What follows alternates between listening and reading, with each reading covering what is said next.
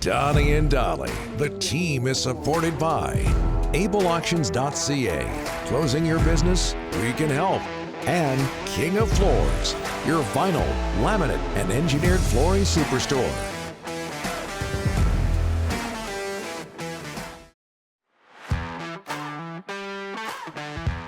Our title sponsors, King of Floors and Able Auctions. Meanwhile, it is Monday, and all of our guests today are sponsored by Passant Motors, your trusted pre-owned car dealer for nearly 30 years. Check them out online at PassantMotors.com and follow them on Twitter at Passant Motors. As we're joined by, from Hockey Night in Canada and Sportsnet, the 31 Thoughts podcast, Elliotte Friedman. Great guy. Moved great heaven guy. and earth to join us 45 minutes earlier than he was expected to. Elliotte, thanks so much.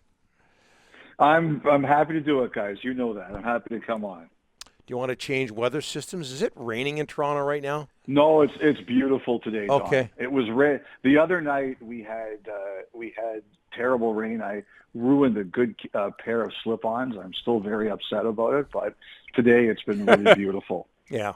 You wouldn't believe this, Elliotte, or maybe you know the story, but we trade weather systems right now. We'd love to see some rain here. It is stinking hot, 40 degrees yesterday, and Unbelievable. Vancouverite, we can't handle that sort of thing. Any extreme weather, we're out the door.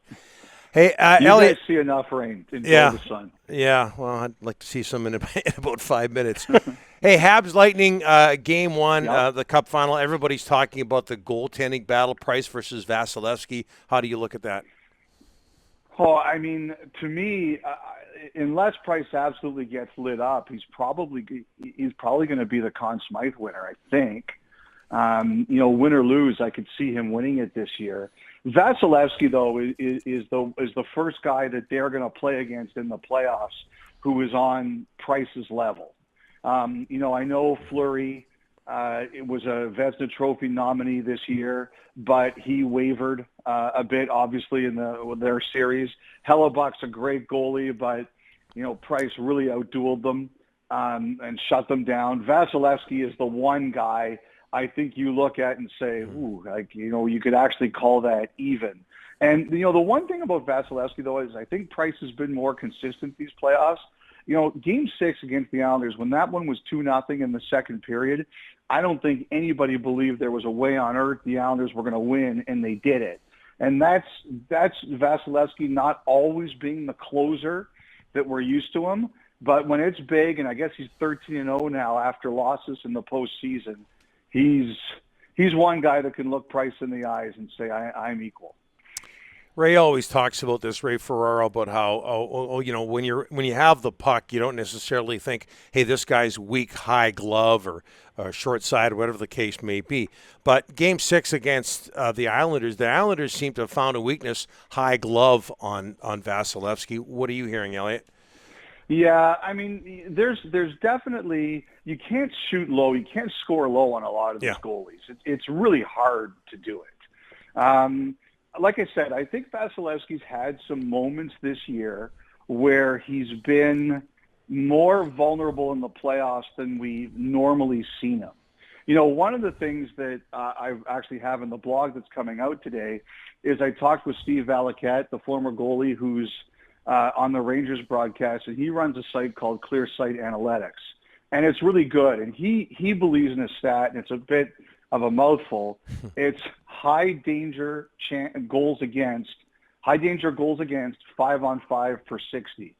And he said 2 years ago, Tampa was 19th in that, and they got knocked out in the first round. Last year, they were number 1 in that, and they won the Stanley Cup. This year, they were number 18 again, but he thinks that Vasilevsky was unbelievable during the regular season. They're a bit looser. I think that he's been up and down at times in the playoffs, but I think when it really matters, he's been great. And by the way, the number 1 team this year was Dallas, who didn't make the playoffs. Number 2 was Montreal, and they're in the final. And Valiquette's kicking himself for not putting more money on them. Elliotte, Pettersson and Hughes contracts. Give us the latest. Well, I think there's going to be some conversation this week on both guys. We'll see where it goes.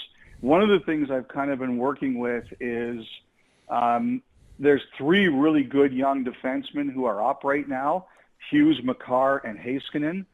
Adam Fox is another year, and I'm sure the Rangers might try to extend him, but he can wait longer. One of the things I've been hearing is if you go back to Thomas Chabot, he signed out of his ELC to an 8x8 deal.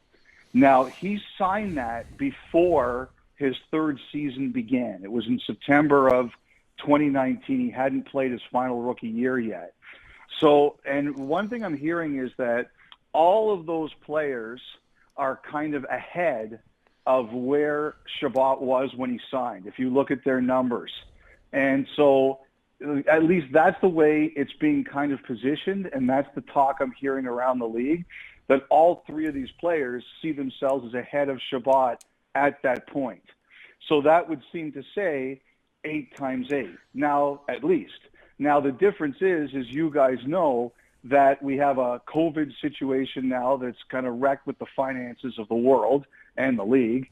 And also, some players might not want to sign for 8 years. They might want to keep it shorter. So I think that tells you, though, how these players value themselves. But as you guys had J.P. Barry on recently, just the situation might not allow for term. But I think that gives us an idea of what we're talking about here. With Pettersson, Elliotte, would Barzal not be the comparable if you go on a 3-year deal? Before he switched agents, I got the feeling the Canucks had told the previous agent that hang on, wait for Barzal to sign, then we have a comparable. Would it not make sense, Elliotte, Barzal and Pettersson on a 3-year deal being equal? You would think so, but there's always competition, right, Rick? Yeah. There's always competition. There's always, I think I'm a little better than that, or I think I am more closer to this player who's making more money. Like, I have no doubt that a lot of these players are looking and they say, well, look, yes, you can save Barzal, but what about Marner? I want to compare myself to Marner, who's at a higher number. Or I want to compare myself to Rantanen, who's at a higher number. And it doesn't always work, but you always try. I do think Pettersson will come in around that. But sometimes, the logic to us on the outside isn't always the way it's negotiated on the inside. Elliotte, do you think that's a fair comparison? Barzal, who coming off a tremendous playoff and a franchise player for the Islanders, and Pettersson. Is that a fair comparison? Well, I think, you know what, Don, unfortunately, Pettersson's year kind of warps everything because he got hurt. But the thing is, at the end of it, this always finds its way into negotiations. I'm sure the Canucks at some point will say something like that. I don't know. But at the end of the day, you don't want to alienate your franchise player, right? And at the end of the day, you're sitting there and you're saying, this is going to be our guy and our standard bearer, we hope, for a long time. So do you grind a little bit? Yeah, you do. But at the end of the day, you don't want this player left with a terrible feeling, like an angry feeling. And sometimes if you sign for term, that can all go away. But it's a real delicate dance, and you have to be careful about that.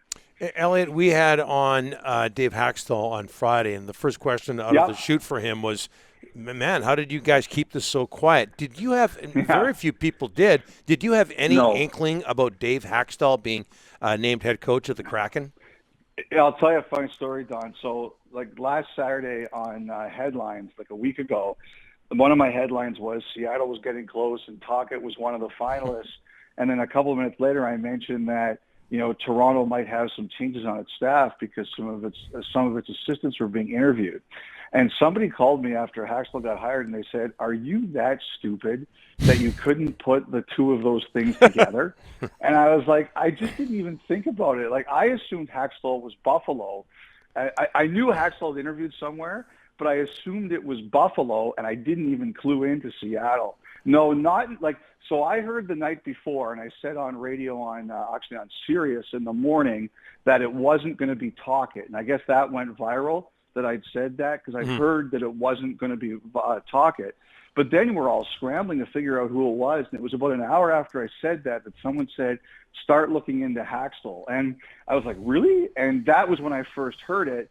And, if you look at the way I tweeted it and some other guys tweeted it, because it's Francis and he's so guarded, we were 99% sure, but that 1% of doubt, it just creeped at us, Don. Like, you've been there. When you put something out there, you're always worried until it's 100%. So we were a bit wigged out. Yeah. Do you agree with the choice now that you know about it?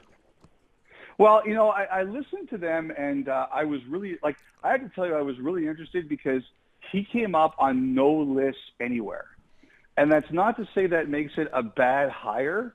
It's just that we didn't see it. And I think the thing about Haxtell is he's very cerebral, but hockey also has to be emotion. Mm-hmm. I think everybody deserves the chance to say, in my first job, here's what I didn't have, and here's what I did have, so here's what I got to do better. And I think what he has to do better is bring a bit more of the emotion to his cerebral nature.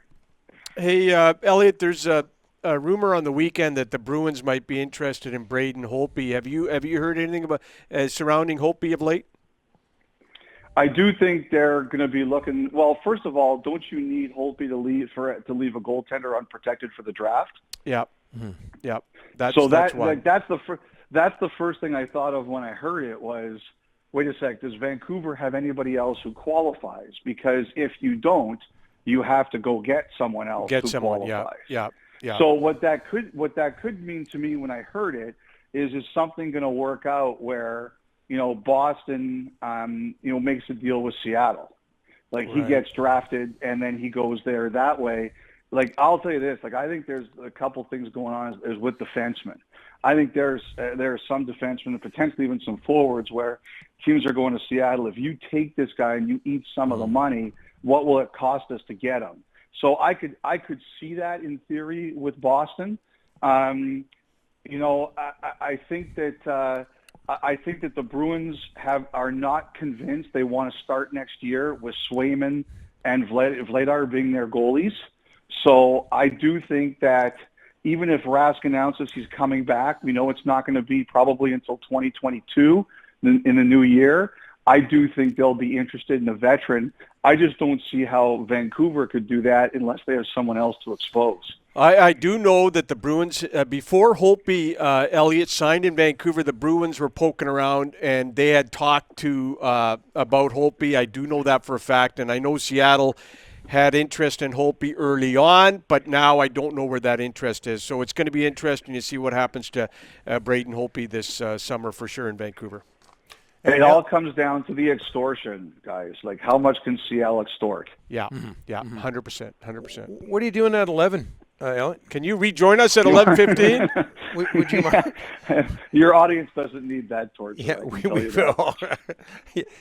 we need it. Yeah. We had a last-minute cancellation, and you came through big time. We appreciate it, Elliotte. We've all been there. Yeah, we've all been there, guys. My pleasure.